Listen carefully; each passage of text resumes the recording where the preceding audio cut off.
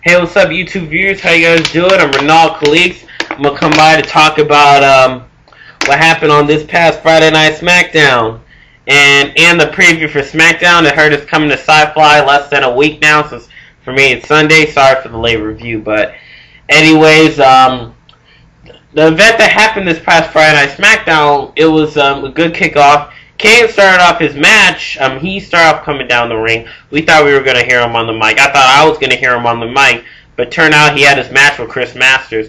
But we heard his promo after the match, and apparently Chris Masters did very well against Kane.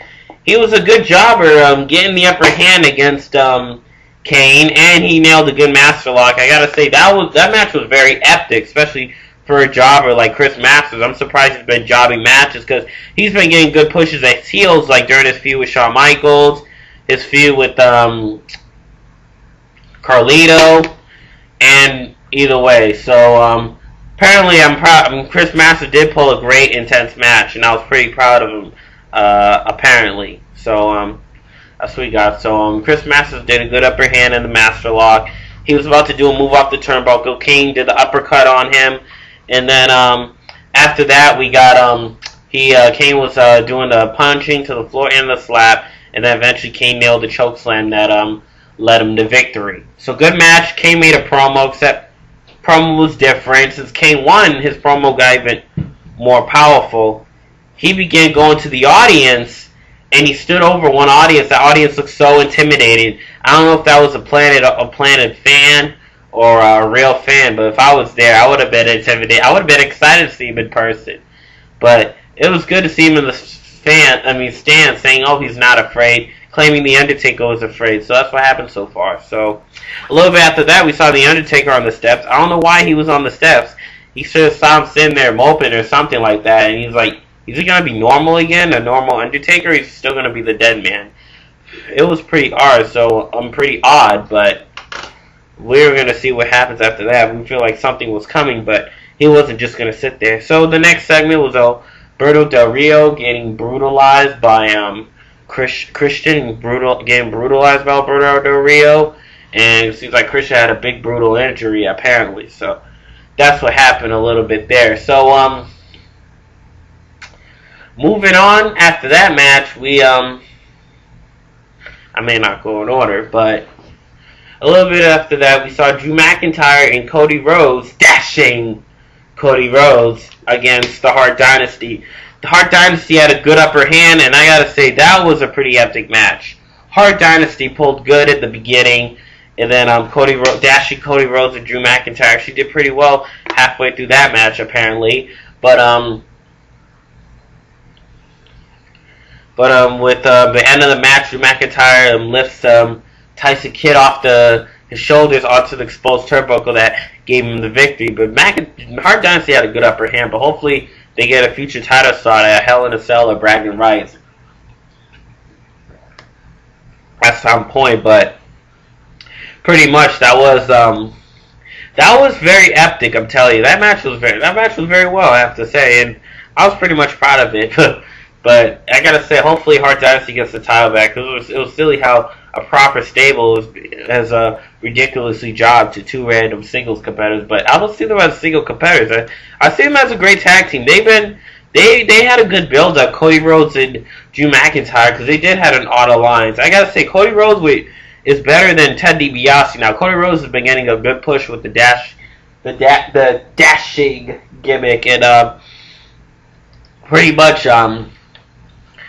Ted DiBiase, well, I won't see his push, but I may talk about, Monday Night Raw, but a little bit with Ted DiBiase, I don't think he was jobbing to R-Truth and Eve Torres, apparently, but that was quite unfortunate for that rough match. But anyways, on to that match, we had another match. It was Caval against Chavo Guerrero. Luckily enough, we didn't see Cool on SmackDown, so we didn't see any Diva action, a lot of superstar action. So Caval pulled up great in the match, and Chavo Guerrero and Caval actually did pull off an epic match.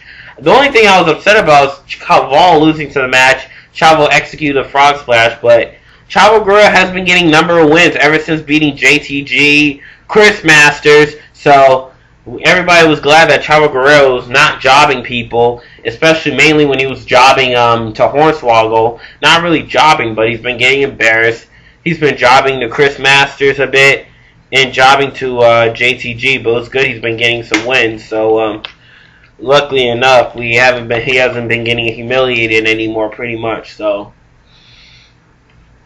moving on a little bit after that match, we had Luke Gallows, CM Punk. A segment pulled when CM Punk said, "You are not worthy of the Straight Edge Society, and you never will be." Luke Gallows lifted him up. Luke Gallows lifted him. He grabbed him and choked. CM Punk said, "You think you're better than me? Better than all of us? I'm going to go, after I beat you over to celebrate, I'm going to go on my motorcycle and get a beer."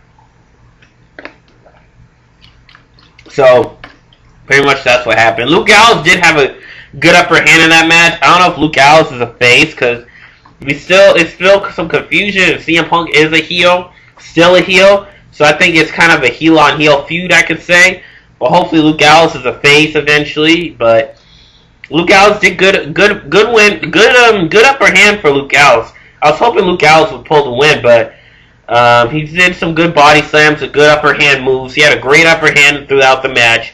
But eventually, soon after that run to the turnbuckle, that really helped CM Punk get the win. He was able to nail the go to sleep.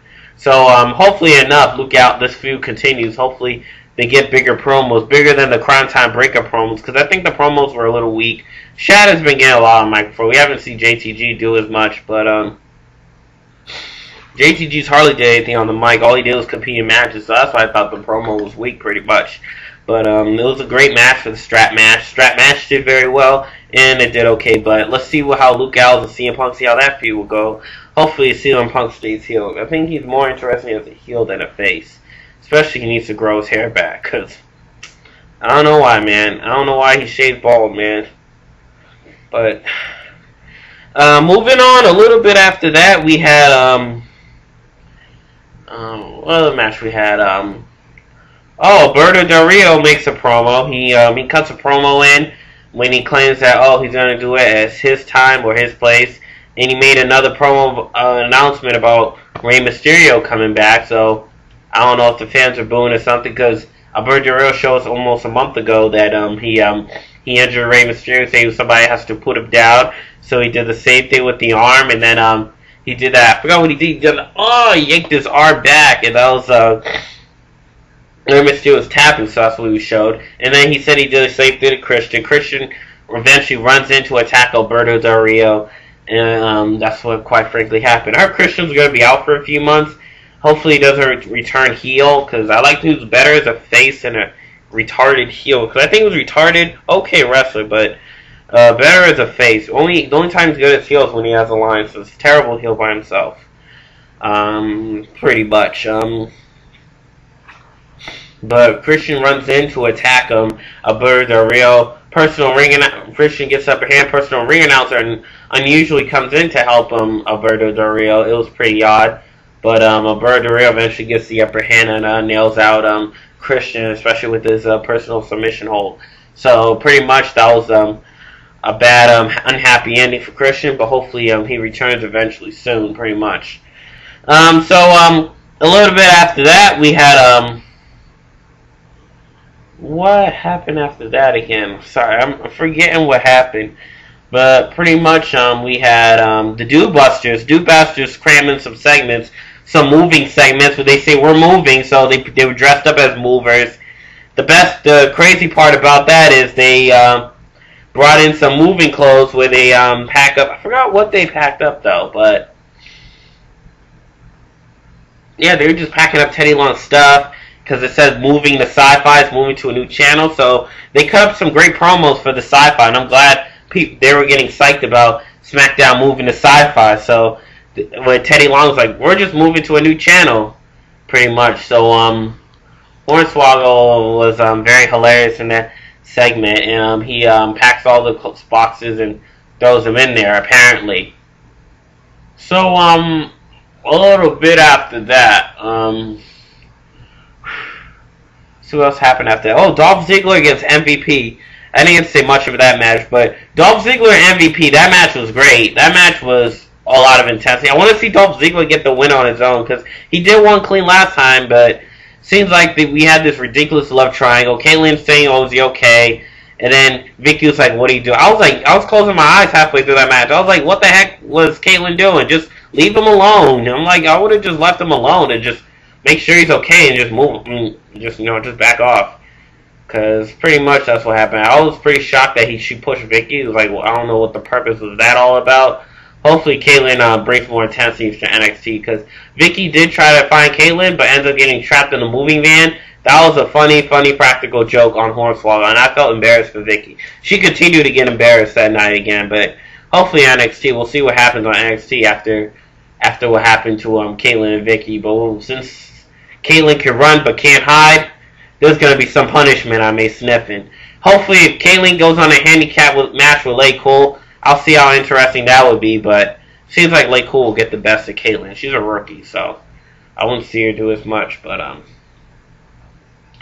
moving on, there was a promo where Kane and Undertaker, there's Undertaker sitting again on the steps. He's like, "Get out of here," and he said, "Get out of here." And guess who the guy was? We didn't know the guy yet. Undertaker was like, do the recharging battery thing. I wouldn't say recharging, but he gets back to himself again. He feels ready again. And then after that, King cuts another promo, except now we have music in the background. So eventually we bring out the coffin. There were monks bringing out the coffin and stuff, but that's what I call him, man. Kane was about to fall over the casket. I thought it would have been odd if it was Kane. He teleports again and goes, ha ha ha. But it was Paul Bearer, not The Undertaker, Paul Bearer. Paul Bearer came back. I have to say, I'm thinking Paul Bearer may turn heel and turn on The Undertaker due to what happened when he got buried in cement. That's what I'm thinking. Hopefully Paul Bearer would explain his actions on Hell in a Cell. So I think Kane may pull the victory and Paul Bearer may help Kane. So, I think he may side with Kane. That's what I'm thinking may happen. Paul Bearer may turn on The Undertaker. I wouldn't be too surprised at that. So Undertaker did got the upper hand. It was able to scare away Kane. Now Kane is frightened despite him having the World Heavyweight Championship. So Undertaker may strive to win back that world title, hopefully. So with things that may happen on Sci-Fi, I may be excited to be watching Sci-Fi, Smackdown on Sci-Fi. Now almost every wrestling show is on cable TV. So if NXT moves back to my network TV, it may not get as much ratings, but I think they're gonna work on. I don't know if NXT may be on because I don't know why they're moving from Sci-Fi to whatever show of whatnot. But hopefully, if they get back to the USA Network, but hopefully the show NXT has been doing epic. CM Punk and Michael Cole has been really picking up the show, so they've been making some huge impact, and they've been doing a lot in NXT. But they got to do something with the wrestlers. Because it's the only difference is I'm glad it's not a Diva search. It's a Diva version of NXT, but they got to do something with them. I mean, they got to make the obstacle courses more different, and you know what I'm saying. But SmackDown moving to Sci-Fi. I heard it's going to be John Cena. It's going to be like some odd reunion of SmackDown moving to Sci-Fi. So I'll be excited about it. The preview of SmackDown 1 week before SmackDown's epic. Do-Busters, Hornswoggle will make the best segment. The triple pound up. And I gotta say, the Do-Busters are getting promoted as faces. And it's gonna be pretty odd now they're turning face ever since their feud with Archer and Hawkins. But about that match, Hawkins and Archer, that was an okay match, but I was surprised to see Hawkins and Archer jobbing to the Big Show. And they lost twice to the Dude Busters. That was pretty ridiculous. They jobbed to the Dude Busters a couple matches, but hopefully Archer and Hawkins really don't break up, because I would be upset if they broke up. The only time I want to see them break up is if it's through a draft or something like that. That's what I want to see. But Hawkins and Archer have been epic, and I gotta say I pretty much really like them. They've been doing pretty well. So anyway, I'll be excited to be watching SmackDown. SmackDown on Sci-Fi, and I'll be and hopefully SmackDown and Sci-Fi is going to be epic. I'll be looking forward to it. I'll be catching it this Friday night. Peace out. And we saw Rosa Mendes getting her jump rope thrown in by the Do-Busters. That's the only Diva we saw. But other than that, we haven't saw Lay Cole, and that's a bit of a breather. So hopefully Lay Cole spends more time on Raw or NXT than SmackDown, because they don't have much action on SmackDown, but they're getting a lot more from Raw. So hopefully we continue with that angle. They stay on Raw, then SmackDown got some peace. Peace.